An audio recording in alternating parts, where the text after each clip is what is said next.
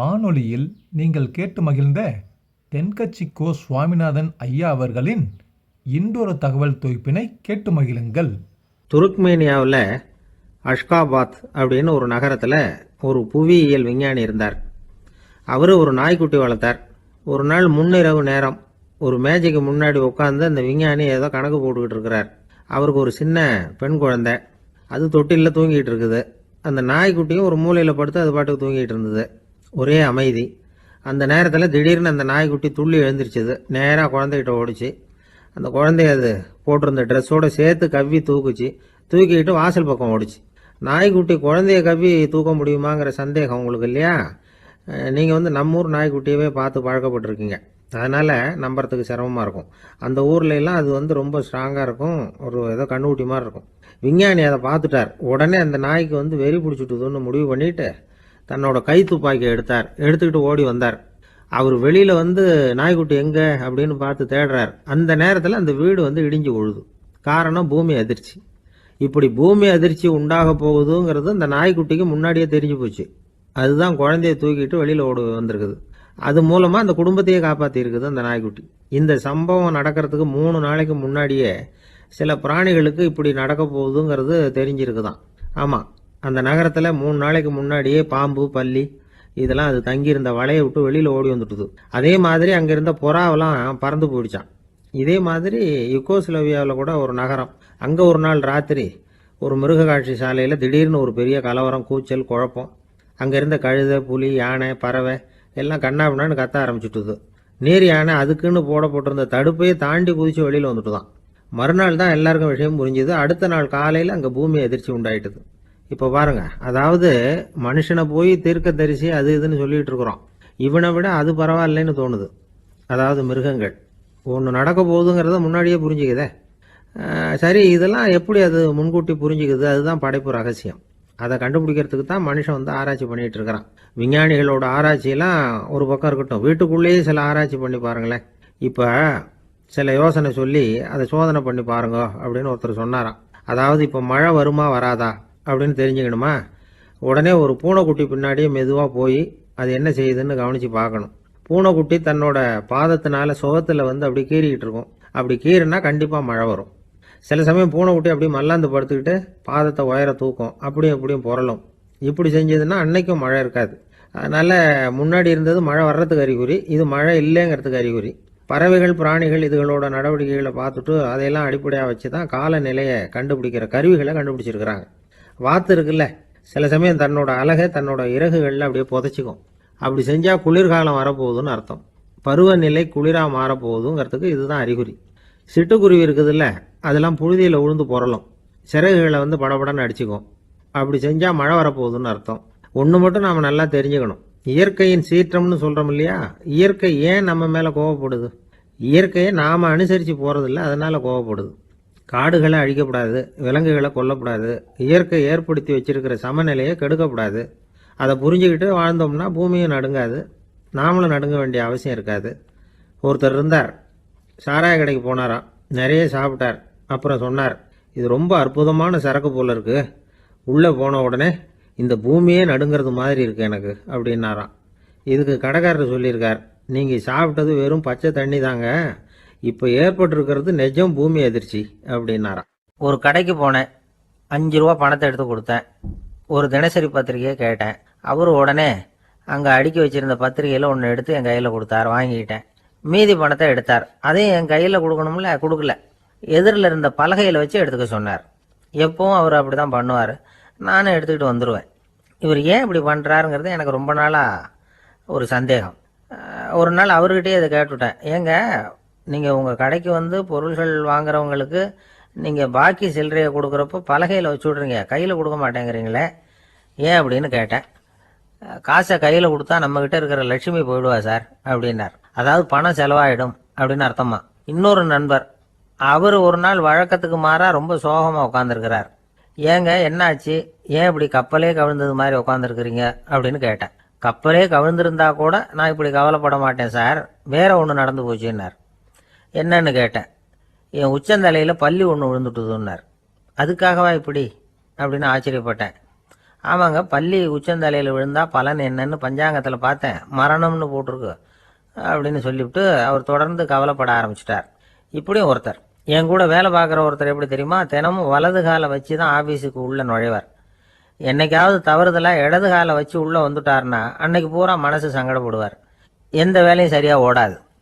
Carrom board ஆடுற ஒருத்தர் எப்போ ஆட உட்காந்தாலும் ஸ்ட்ரைக்கரை கை தவறி கீழே விழுற மாதிரி பண்ணி அதுக்கப்புறம் அதை எடுத்துக்கிட்டு ஆட உட்காருவார்.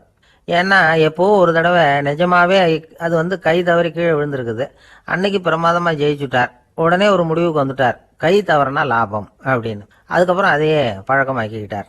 பூனை குறுக்க போனால் சகுனம் சரியில்லைன்னு நினைக்கிறவங்க உண்டு.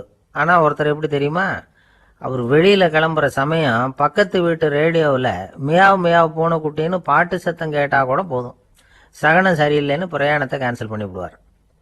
இப்போ இவ்வளவு எதுக்கு சொல்கிறோம்னா, அளவுக்கு மீறின சகுன நம்பிக்கைகள் இருக்கு பாருங்க, இதோட பயமும் சேர்ந்துக்கிட்டதுன்னு வச்சுக்கோங்க, இது ஒருத்தருடைய மனநிலையை பாதிச்சிடும். இது உளவியல் நிபுணர்கள் சொல்கிற கருத்து. வாழ்க்கையே தடுமாற வச்சிரும். பாதுகாப்பு இல்லாத உணர்வு, ஒரு விதமான டிப்ரெஷன் மனநிலை, இதெல்லாம் தான் இதுக்கு காரணமாக அமையலாம். சில பேர் காய்கறி நறுக்க கத்தியை கையில் எடுத்தால் கூட நேரம் சரியாக இருக்கா அப்படின்னு பார்த்துட்டு தான் வேலையை ஆரம்பிக்கிறது வழக்கம். அறிவு தான் மனசுக்கு வாத்தியாராக இருக்கணும், அப்போ தான் வாழ்க்கை நிம்மதியாக இருக்கும். அறிவு மனசு சொல்கிறபடியெல்லாம் கேட்க ஆரம்பிச்சுட்டுதுன்னா இடைஞ்சல் தான். ஒருத்தருக்கு 7ஆம் நம்பர் தான் ராசியான நம்பரான், 7ஆம் தேதி தான் எந்த காரியத்தையும் ஆரம்பிப்பாராம். 7 எழுத்து வர்றது மாதிரி பேரை மாற்றி வச்சுக்கிட்டார். 7 மணிக்கு தான் தினமும் எழுந்திருப்பார். 7ஆம் நம்பர் வீட்டில் தான் குடியிருக்கார். கல்யாணம் கூட 7ஆம் தேதி தான் பண்ணிக்கிட்டார். அவர் ஒரு நாள் குதிரை பந்தயத்துக்கு போனாராம்.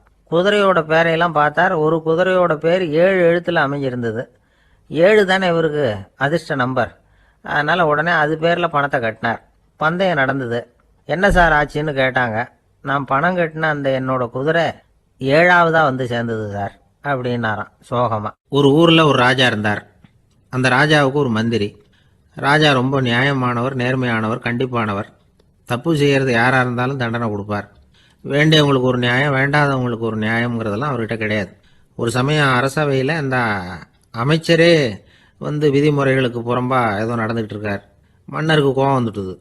உடனே அந்த அமைச்சரை கிட்டத்தில் கூப்பிட்டு அவர் கன்னத்தில் ஓங்கி ஒரு அறை கொடுத்துட்டாராம். உடனே அந்த அமைச்சர் என்ன பண்ணார் தெரியுமா, நேராக போனார். அங்கே நின்றுக்கிட்டு இருந்த இன்னொருத்தர் கன்னத்தில் ஓங்கி அரைஞ்சார். அறை வாங்கினவர் திகைச்சு போயிட்டார். இவர் ஏன் நம்மளை அரைகிறார் அப்படின்னு யோசனை பண்ணார். மன்னரும் திகைச்சு போயிட்டார். நாம இவரை அரைஞ்சா அதுக்காக இவர் போய் இன்னொருத்தரை அரையணுமா அப்படின்னு யோசனை பண்ணார். இவருக்கு என்ன பைத்தியமானு கூட நினைக்க ஆரம்பிச்சுட்டார்.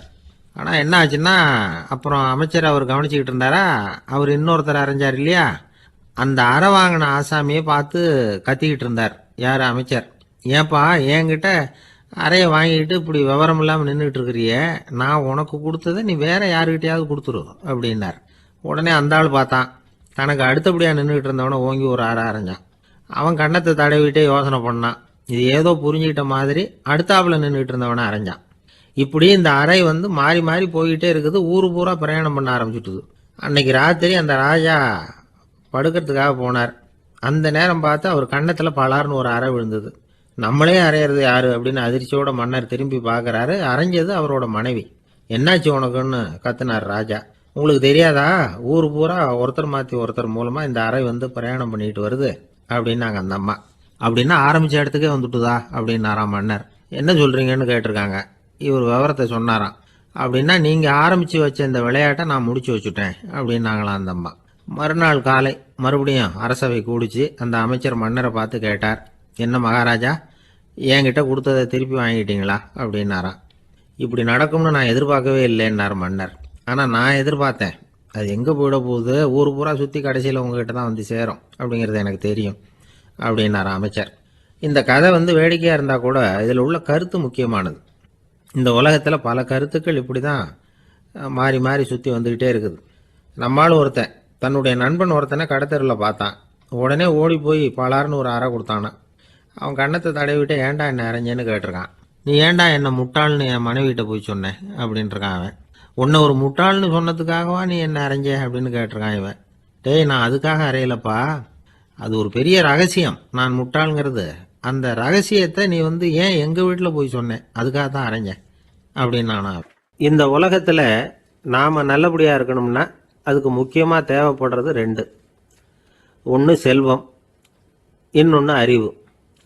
சரி, இது ரெண்டில் சிறந்தது எது அப்படின்னு ஒரு கேள்வி கேட்டால் என்ன பதில் சொல்கிறது? இதே கேள்வியை ஹஸ்ரத் அலி அவர்கள்கிட்ட கேட்டாங்களாம். அவர் ஒரு பெரிய அறிஞர். கேள்வி கேட்டவங்களும் சாதாரண ஆட்கள் இல்லை, இவங்களும் அறிஞர்கள். ஒரு நாள் ஹஸ்ரத் அலி அவர்கள்கிட்ட 10 அறிஞர்கள் வந்தாங்களாம். ஐயா, நாங்கள் 10 பேரும் உங்ககிட்ட ஒரே கேள்வியை தான் கேட்க வந்திருக்கிறோம், ஆனால் எங்கள் 10 பேருக்கும் நீங்கள் தனித்தனியாக பதில் சொல்ல முடியுமா அப்படின்னு கேட்டிருக்காங்க. அதாவது அவங்க ஒரே கேள்விக்கு இவர்கிட்ட இருந்து 10 விதமான பதில் எதிர்பார்க்குறாங்க. சரி கேளுங்க, என்ன கேள்வி அப்படின்னார் அவர். அப்போ தான் அவங்க கேட்டாங்களாம், செல்வம் அறிவு இது ரெண்டில் சிறந்தது எது? இதுதான் கேள்வி. ஹஸ்ரத் அலி என்ன பண்ணார் தெரியுமா? அவங்கள ஒவ்வொருத்தராக கூப்பிட்டார், ஒவ்வொரு விதமான பதிலை சொல்லி அனுப்புனார். முதல்ல ஒருத்தரை கூப்பிட்டார், சொன்னார், அறிவுங்கிறது தீர்க்கதரிசிகள், ஞானிகள், மகான்கள் இவங்களோட பரம்பரை சொத்து. ஆனால் செல்வம்ங்கிறது கொடுங்கோலரின் ஆயுதம், அதனால் அறிவு தான் சிறந்தது அப்படின்னார். ரெண்டாவது ஆளை கூப்பிட்டார், உங்ககிட்ட செல்வம் இருந்தால் நீங்கள் தான் அதை காப்பாற்றணும், ஆனால் அறிவு உங்களை எப்பவும் காப்பாற்றும், ஆகவே அறிவு தான் சிறந்தது அப்படின்னார். மூணாவது ஆளை கூப்பிட்டார், செல்வந்தனுக்கு எப்போதும் விரோதிகள் அதிகம், ஆனால் அறிஞனுக்கு நண்பர்கள் அதிகம், அதனால் அறிவு தான் சிறந்ததுன்னார்.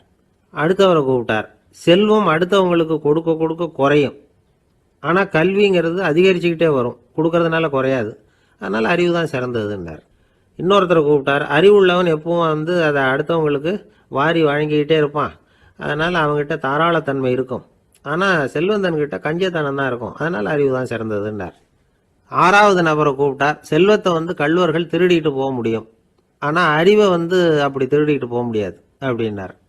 ஏழாவது நபரை கூப்பிட்டார், செல்வம் கால ஓட்டத்தில் அழிஞ்சிரும், ஆனால் அறிவை கால ஓட்டம் ஒன்றும் பண்ண முடியாது, ஆகவே அறிவே சிறந்ததுன்னார்.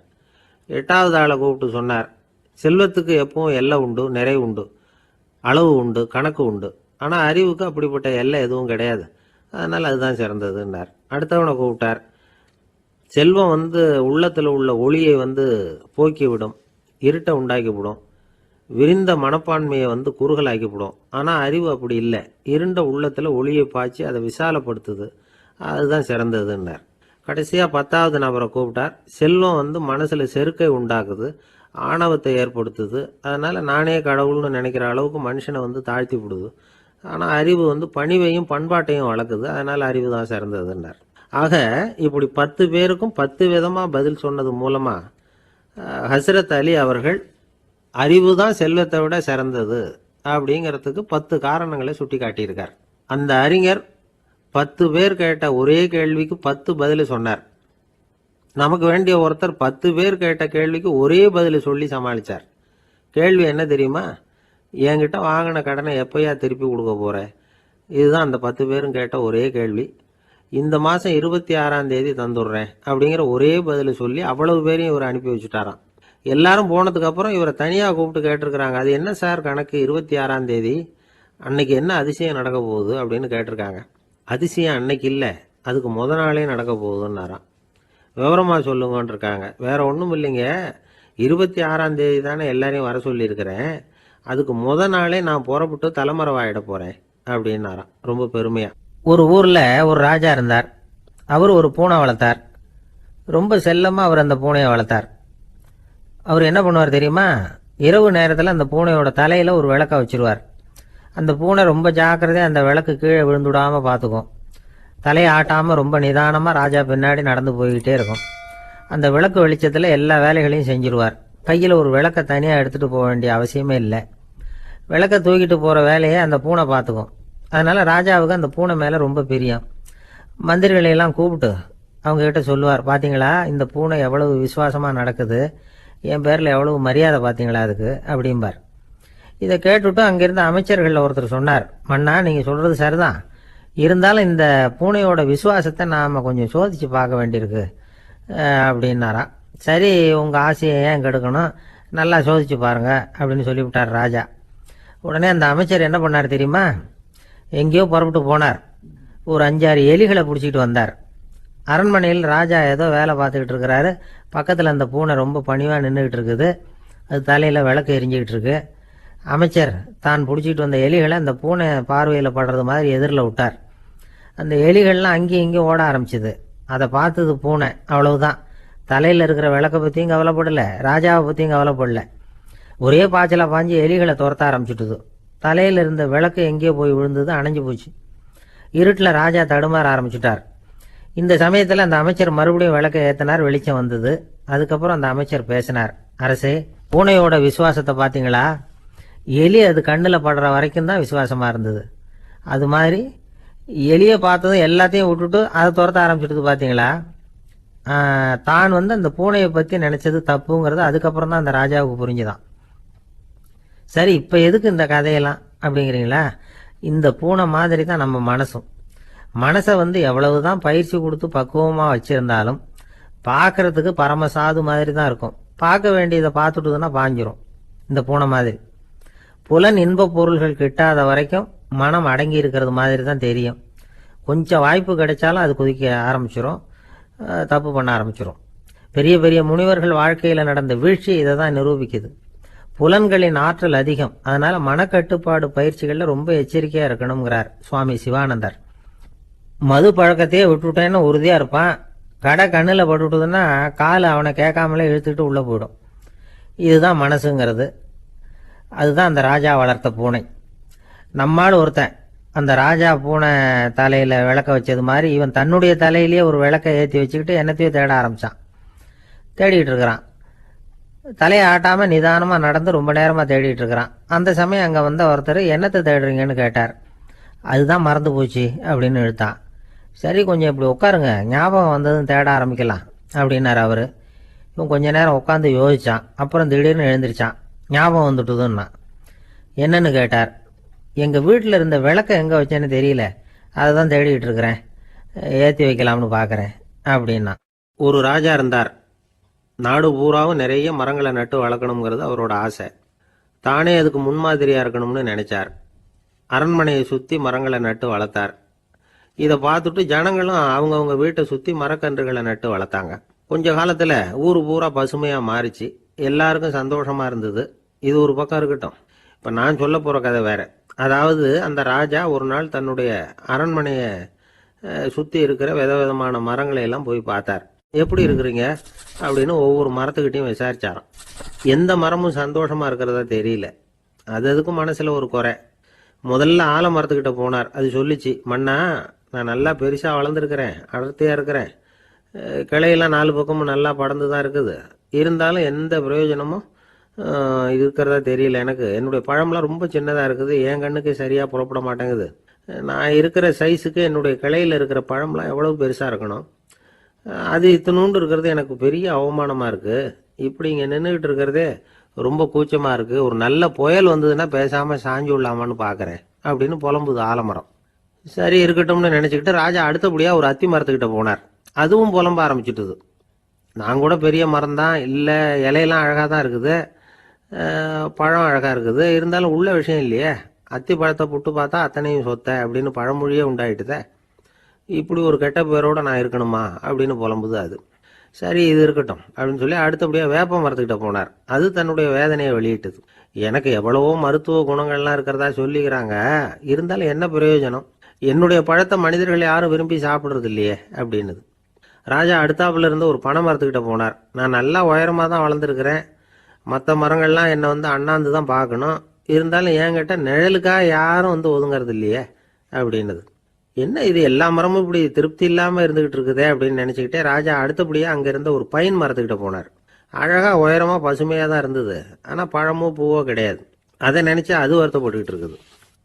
ஓக் மரம் அது ஒன்று நின்றுட்டு இருந்தது. அது என்ன சொல்லிச்சுன்னா, இலையுதிர் காலத்தில் என் மேலே இருக்கிற எல்லா இலைகளும் உதிர்ந்து போடுது, முடி கொட்டின மனிதர்கள் மாதிரி மொட்டையாக நான் நிற்க வேண்டி இருக்குது, என்ன வாழ்க்கை இது அப்படின்னு சொல்லி அழுத்துக்கிட்டது. சரி, புளிய மரம் என்ன சொல்லுது பார்ப்போம்னு அதுகிட்ட போனால், என்னுடைய நிழலில் யாருமே தங்க மாட்டாங்க, உடம்புக்கு சூடுன்னு ஒதுங்கி போயிடுவாங்க, அடிமரத்தை பார்த்தீங்கன்னா பட்டையெல்லாம் உறிஞ்சி பார்க்கறதுக்கே கேவலமாக இருப்பேன் அப்படின்னுது அது. முருங்கை மரம் என்ன சொல்லிச்சு தெரியுமா, என்னுடைய இலை காயெல்லாம் சாப்பிட்றவங்களுக்கு சத்து கொடுக்கறது வாசவம்தான், ஆனால் என் உடம்புல சத்தே கிடையாது, கொஞ்சம் வேகமாக காற்று அடிச்சதுன்னா முறிஞ்சி விழுந்துடுறேன், என்ன வாழ்க்கை இது அப்படின்னு சொல்லி அது வருத்தப்பட்டது. ராஜா யோசனை பண்ணார், என்ன இது, மரங்கள் பூமியின் வரங்கள்னு சொல்கிறோம், மழை பெய்யறதுக்கு அதுதான் காரணம், பூமி செழிப்பாக இருக்கிறதுக்கும் அதுதான் காரணம். வீடு கட்டுறதுக்கு மரம், நாற்காலி செய்ய உபயோகப்படுத்துறதுக்கும் அதுதான் உபயோகப்படுது. மனுஷனுக்கு வேண்டிய ஆகாரங்களையும் கொடுக்குது. இப்படிலாம் இருந்தும் எல்லா மரமும் நிம்மதி இல்லாமல் இருந்துகிட்டு இருக்குதே அப்படின்னு நினைச்சார். அப்போ அங்கே இருந்த ஒரு மகிழ மரம் அவர் கண்ணில் பட்டுது. அந்த மரம் மட்டும் கொஞ்சம் நிம்மதியாக மகிழ்ச்சியாக இருக்கிறது மாதிரி தெரிஞ்சுது. உடனே ராஜா அதுகிட்ட போனார். உனக்கு மனசில் எதுவும் குறை இல்லையான்னு கேட்டார். இல்லை, நான் சந்தோஷமாக தான் இருக்கேன்னு அந்த மகிழ மரம். அப்படியான்னு ஆச்சரியமாக கேட்டார் ராஜா. ஆமாம் மன்னா, இந்த இடத்துல நீங்கள் ஒரு முருங்கை மரத்தையோ வேப்ப மரத்தையோ கூட நட்டிருக்கலாம். ஆனால் இந்த இடத்துல நடுறதுக்கு என்ன தேர்ந்தெடுத்திருக்கிறீங்க, அதுவே எனக்கு பெருமை, அதுவே எனக்கு திருப்தி அப்படின்னு தான் மகிழ மரம். மகிழ மரம் சாதாரணமாக தான் இருக்கும். இளம் மஞ்சள் நிறத்தில் பூக்கள், அது காய்ந்தும் மனம் வீசும். மகிழ மரம் மாதிரி மன திருப்தியோடு வாழறதுக்கு நாம் கற்றுக்கணுமா. நாம் இந்த உலகத்தில் ஒரு நாயாவோ நரியாவோ கூட பிறந்திருக்கலாம். மனுஷனாக பிறந்திருக்கிறோம், அதுவே பெருமை தானே. இந்த நிறைவு தான் மகிழ்ச்சியின் ரகசியம். ஒரு பையன் அப்பா கிட்ட போய், அப்பா, நீங்கள் இந்த உலகத்தில் ஒரு மனுஷனாக பிறந்தது என்னோட அதிர்ஷ்டம் நானா. ஏண்டா அப்படி சொல்கிறேன்னு இருக்கார் அப்பா. நீங்கள் ஒரு கரடியாக பிறந்திருந்தா இந்நேரம் நானும் ஒரு கரடி குட்டியாக தானே இருந்திருப்பேன் அப்படின்னு நானா பையன். ஒரு விவசாயி விதைக்கிறதுக்காக வயல்வெளி பக்கம் போகிறார். விதைகளை அள்ளி வீசினார். அப்போ என்ன ஆச்சுன்னா, சில விதைகள் பாதை ஓரத்தில் விழுந்தது. சில விதைகள் முள் செடிகள் மண்டி இருந்த புதருக்கு இடையில விழுந்தது. சில விதைகள் நல்ல நிலத்தில் விழுந்தது. பாதை ஓரத்தில் விழுந்த விதை என்ன ஆச்சுன்னா, அதெல்லாம் பறவைகள் கண்ணில் போட்டுவிட்டுது. உடனே உட்காந்து கொத்தி தின்னுட்டு போட்டுது. அதிகமாக மண் இல்லாத பாறை பகுதியில் விழுந்த விதையெல்லாம் லேசாக வேர் விட்டு முளைக்க ஆரம்பிச்சிது. அதுக்கப்புறம் வேர் கீழேயும் ஆழமாக போக முடியல, மேலேயும் சூரிய வெப்பம் அதிகம் தாங்க முடியல, எல்லாம் காஞ்சி கருகி போட்டுது.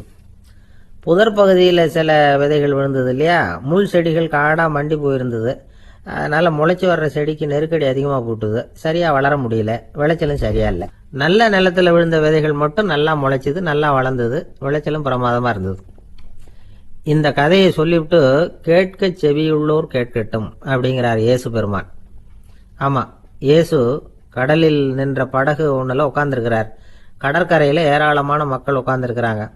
அந்த சமயத்தில் தான் இயேசு ஓமைகள் மூலமாக மக்களுக்கு பல உண்மைகளை சொல்லிகிட்டு இருக்கிறார். மக்கள் அந்த கதையை கேட்டுட்டு ஒன்றும் புரியாமல் முழிக்கிறாங்க. அதை கவனித்த இயேசு அந்த ஓமையை விளக்க ஆரம்பித்தார். இதில் அந்த விதைக்கிறவர் தான் இறைவன். அவருடைய வார்த்தைகளை விதைக்கிறார். அந்த வார்த்தைகளை கேட்கிற மக்கள் அந்த விழுந்த விதைகள் மாதிரி 4 வகையானவர்கள். சில பேர் பாதை ஓரத்தில் விழுந்த விதைகள் மாதிரி. இறைவன் வார்த்தைகளை அவங்க கேட்குறாங்க, ஆனால் தீய எண்ணங்கள் செய்கைகள் மூலமாக விதைக்கப்பட்ட வார்த்தைகள் அழிஞ்சு போடுது. இறைவன் வார்த்தைகளை கேட்ட உடனே மகிழ்ந்து போய் உடனே சில பேர் அதை ஏற்றுக்கிறாங்க. இவங்கெல்லாம் அந்த பாறை பகுதியில் விழுந்த விதைகள் மாதிரி. அதனால் இவங்கெல்லாம் வேறு இல்லாதவங்க. கொஞ்ச காலத்துக்கு இறை வார்த்தைகளுக்கு கீழ்ப்படிந்து நடப்பாங்க. அதனால் ஏதாவது இடைஞ்சல் ஏற்பட்டால் உடனே தடுமாறுவாங்க. தங்கள்கிட்ட இருக்கிற நல்ல பண்புகளை விட்டுட்டு பாவ வழிகளுக்கு போயிடுவாங்க. முள் செடிகளுக்கு இடையில் விழுந்த விதைகள் மாதிரி உள்ளவங்க யாருன்னா, இவங்களுக்கு உலக கவலை உண்டு, செல்வத்தின் மீது மயக்கம் உடையவர்கள். உலக ஆசைகள் இவங்களுக்குள்ளே பூந்துடுறதுனால அங்கே இருக்கிற நல்ல பண்புகள் மறைஞ்சு போயிடுது. அதனால் அவங்களும் உபயோகம் இல்லாதவங்களாக ஆயிடுறாங்க. நல்ல மனிதர்கள் நல்ல நிலத்தில் விழுந்த விதைகளுக்கு ஒப்பானவர்கள். இவங்க இறை வார்த்தையை கேட்குறாங்க, அதை ஏற்றுக்கிறாங்க, அவங்களும் நல்லபடியாக வாழுறாங்க, அடுத்தவங்களுக்கும் உபயோகமாக இருப்பாங்க. இதுதான் இயேசு சொன்ன விளக்கம். நல்ல வார்த்தைகளை கேளுங்கள், நல்ல வார்த்தைகளை ஏற்றுக்கொள்ளுங்கள், அடுத்தவங்களுக்கு உபயோகமாக இருங்க. இதுதான் பெரியவங்கள்லாம் நமக்கு சொல்லுகிற உபதேசம். ஒரு அப்பா தன்னுடைய மகனுக்கு உபதேசம் பண்ணார். இதை பாருப்பா, நல்ல வார்த்தைகளை கேட்கணும், எப்போதுமே மகன் அப்பா பேச்சை கேட்கறது நல்லது அப்படின்னாராம். நீ ஏதாவது ஒரு தப்பு பண்ணால் என் தலையில் ஒரு முடி நரைச்சி வெள்ளையாக போடும்பா, நீ செய்கிற ஒவ்வொரு தப்புக்கும் என் தலையில் ஒவ்வொரு முடி வெள்ளையாயிடும் அப்படின்னாராம். பையன் யோசிச்சான், அப்பா இப்போ தான் எனக்கு புரியுது, தாத்தாவோட தலைமுடி பூராவும் வெள்ளையாக இருக்கிறதுக்கு என்ன காரணம்ங்கிறது எனக்கு இப்போ தான் புரியுது அப்படின்னா. ஜவஹர்லால் நேரு பிரதமராக இருந்த சமயம் அவர் ஒரு தடவை சென்னைக்கு வந்திருக்கிறார். இங்கே சில முக்கிய நிகழ்ச்சிகளில் கலந்துக்கிறதுக்காக வந்திருந்தார். ஆளுநர் மாளிகையில் ஒரு நாள் ராத்திரி தங்கி மறுநாள் புதுடெல்லி புறப்படுறதாக ஏற்பாடு. நிகழ்ச்சியிலெல்லாம் முடிச்சுக்கிட்டு ஆளுநர் மாளிகையில் தங்கியிருக்கிறார். அன்றைக்கு இரவு படிக்கிறதுக்கு ஒரு முக்கியமான புத்தகம் அவருக்கு தேவைப்பட்டது. அந்த சமயத்தில் உலக அளவில் ஒரு முக்கியமான பொருளாதாரம் சம்பந்தமான ஒரு புத்தகம் வெளியாகி இருக்கிற விஷயம் அவருக்கு தெரியும். அந்த புத்தகம் மெட்ராஸுக்கு வந்திருக்குமா, அது இங்கே கிடைக்குமா அப்படின்னு விசாரிச்சிருக்கிறார் நேருஜி. அவர் இப்படி கேட்ட உடனே அங்கே இருந்தவங்கெல்லாம் ரொம்ப பரபரப்பாக செயல்பட ஆரம்பிச்சுட்டாங்க. முக்கியமான இடங்கள்ல எல்லாம் விசாரிச்சிருக்கிறாங்க அந்த புத்தகம் உங்ககிட்ட இருக்கான்னு. சென்னையில் உள்ள கன்னிமாரா நூல் நிலையத்துக்கு எப்படியும் அந்த புத்தகம் வந்திருக்கணும் அப்படின்னு ஒரு நம்பிக்கை. அங்கே விசாரித்தாங்க. அந்த புத்தகம் 2 நாளைக்கு முன்னாடி தான் அங்கே வந்திருக்குது அப்படிங்கிற விஷயம் தெரிஞ்சுது. உடனே எல்லாரும் அங்கே ஓடினாங்க. அவங்களுக்கு இன்னொரு சந்தேகம், புத்தகம் வந்திருக்கு சரி, அது இந்த சமயத்தில் வேற யாரும் படிக்கிறதுக்கு எடுத்துகிட்டு போயிருக்கக்கூடாதே அப்படிங்கிற சந்தேகம் இருந்தாலும் மனசுக்குள்ள ஒரு தைரியம். இப்படி ஒரு புத்தகம் வெளிவந்திருக்கிற விஷயமே நேருஜி சொல்லி தான் நமக்கே தெரியும். அதுவும் இல்லாமல் உலக பொருளாதாரம் சம்பந்தமான ஏதோ ஒரு புத்தகம் அது.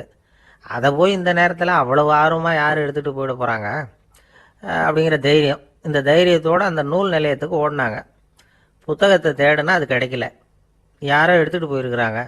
நேருவுக்கு மட்டுமே தெரிஞ்சிருந்த அந்த புத்தகம் பற்றின விஷயம் சென்னையில் வேற ஒருத்தருக்கும் தெரிஞ்சிருக்குது. உடனே எல்லாரும் பரபரப்பாக அந்த அதுக்குன்னு இருக்கிற ரிஜிஸ்டர் இருக்குல்ல, பதிவேடு, அதை புரட்டி பார்க்குறாங்க யார் எடுத்துகிட்டு போகிறாங்கன்னு தெரிஞ்சுக்கிறதுக்காக.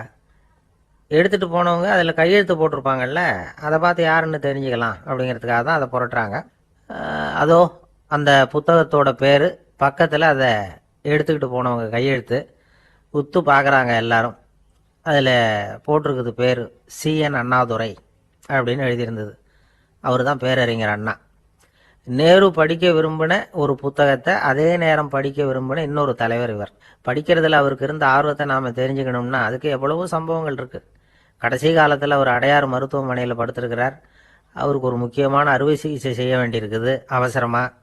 அமெரிக்காவிலேருந்து டாக்டர் மில்லர் வந்திருக்கிறார். அவர்கிட்ட கேட்குறார், டாக்டர் நாளைக்கே அறுவை சிகிச்சை செய்ய போகிறீங்களா அப்படின்னு. ஆமாங்கிறார் டாக்டர் மில்லர்.